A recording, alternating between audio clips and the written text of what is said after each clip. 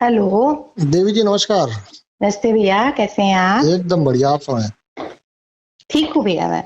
जी जी भैया। बताइए, आगे कुछ बताना, पूछना, कहना कुछ भी चाहती है तो आपका स्वागत है।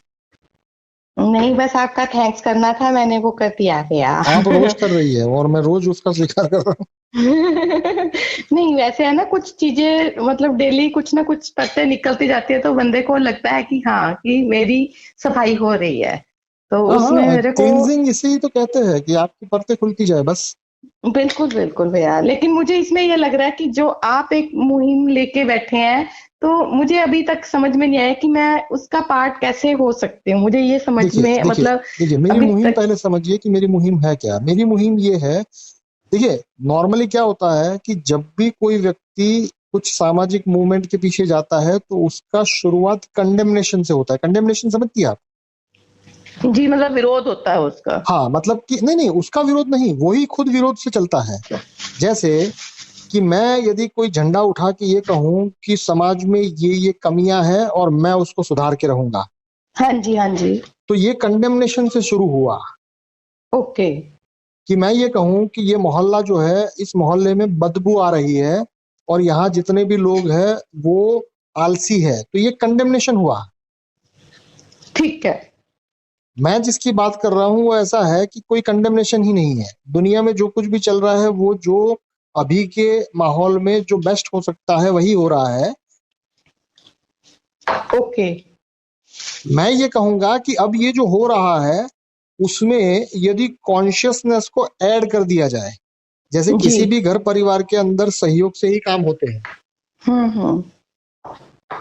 किसी भी देश में, किसी भी मोहल्ले में, किसी भी कस्बे में, किसी भी सामाजिक संस्था, प्राइवेट संस्था, कहीं पर भी जो होता है वो सहयोग से ही होता है।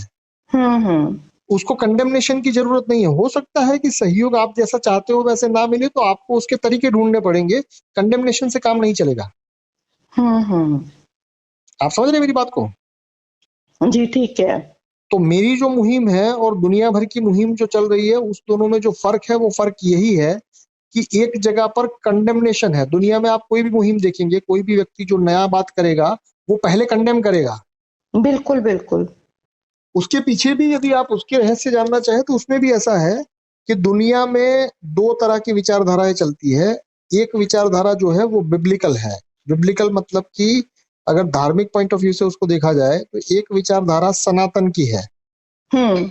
और एक विचारधारा है वो बिब्लिकल है। बिब्लिकल मतलब कि जिससे इस्लाम पैदा हुआ, जिससे क्रिश्चियनिटी पैदा हुई, जिससे जुडिज्म पैदा हुआ, ये विचारधारा। मतलब मिक्स वाली जो है। मतलब कि आप उसको इस तरह से समझिए मिश्रित कि है। एक ईस्ट है और एक वेस्ट है। ईस्ट मतलब कि भारत, बर्मा, नेपाल, बांग्लादेश, पाकिस्तान, मतलब कि ये सारा का सारा ईस्ट रीजन। ठीक है। तो ईस्ट रीजन से जो भी विचारधारा पैदा हुई है उसमें कंडेमनेशन नहीं है। सनातन इस। सनातन का जो भी विचारधारा है वो कहीं किसी के विरोध से आगे नहीं बढ़ती। ठीक है। और बिब्लिकल जो विचारधारा है वो बिब्लिकल विचार, कोई भी, मतलब आप उसको इस तरह से देखिए कि अगर आप ईस्ट के कोई भी फिलोसॉफी, जैसे बौद्धिज्म है, जैनिज्म है, हिंदुइज्म है, उन सब के आप अंदर जाएंगे, जैसे सिख धर्म भी है, हाँ तो ये जी। सारी की सारी जो ईस्ट की फिलोसॉफी है वो कंडेम नहीं करती।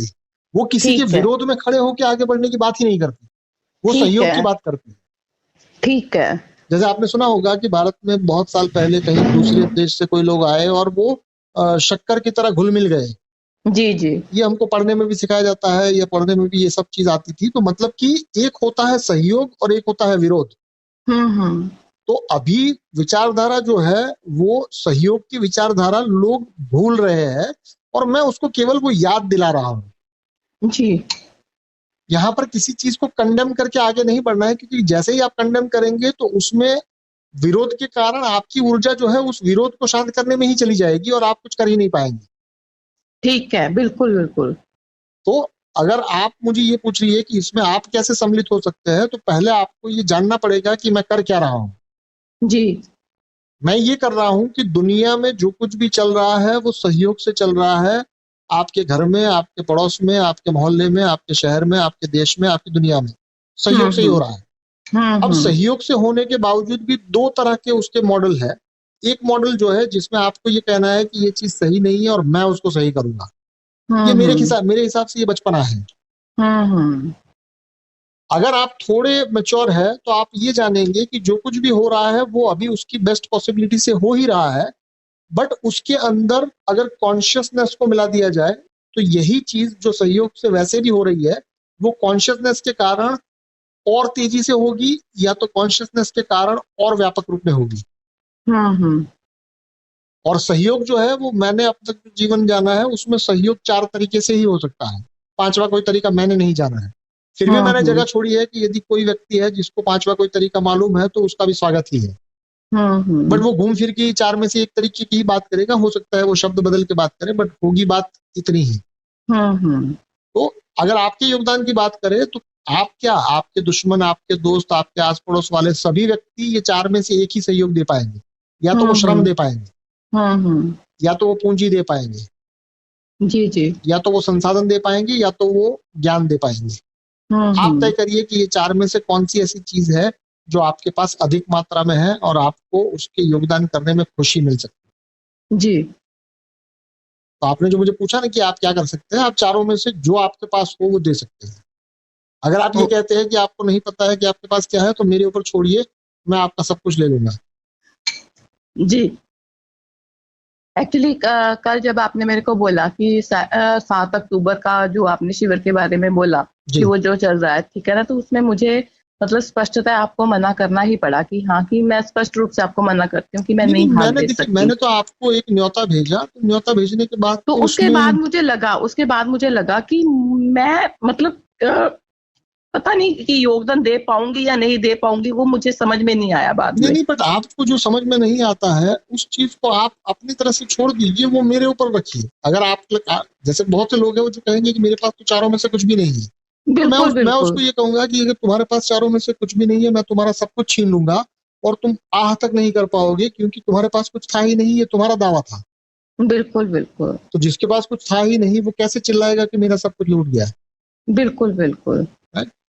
ठीक। तो यदि आप भी उनमें से है जो ये मानते हैं कि ना आपके पास श्रम है, ना आपके पास पूंजी है, ना आपके पास संसाधन है और ना ही आपके पास ज्ञान है, तो मेरे पे छोड़ दीजिए। चलिए ठीक है, डन। क्योंकि जब आपके पास कुछ है ही नहीं और मैं कुछ भी छीन लूं तो आप कैसे चिल्लाएंगे? बिल्कुल। ठीक है, बस मुझे थोड़ा इसी चीज की हो गया। मैंने कहा आप बड़ा मतलब एक जोर लगा रहे हो और अपनी तरफ से प्रैक्टिकल इंसान हो, तो मतलब अपना मुझे नहीं समझ में आया कि हाँ, कि मैं क्या कर सकती हूँ। तो वही बात है कि मैं शून्य हूँ, तो आपको जो जैसे ठीक लगता है, जैसे आप बोलेंगे। अब आपका क्या करना है वो अब मैं कर लूंगा, आप चिंता ना करिए। वो आपने देखना है अब। एग्जैक्टली। मैंने तभी एक रैली के रिगार्डिंग भी बात की, तो मुझे था कि मैं उसमें पार्टिसिपेट कर सकूं, लेकिन मुझे पता है कि मैं नहीं जा सकती ऐसे। तो देखिए सहयोग का मतलब ये होता है कि जो आप नहीं कर सकते वो आप ना करें।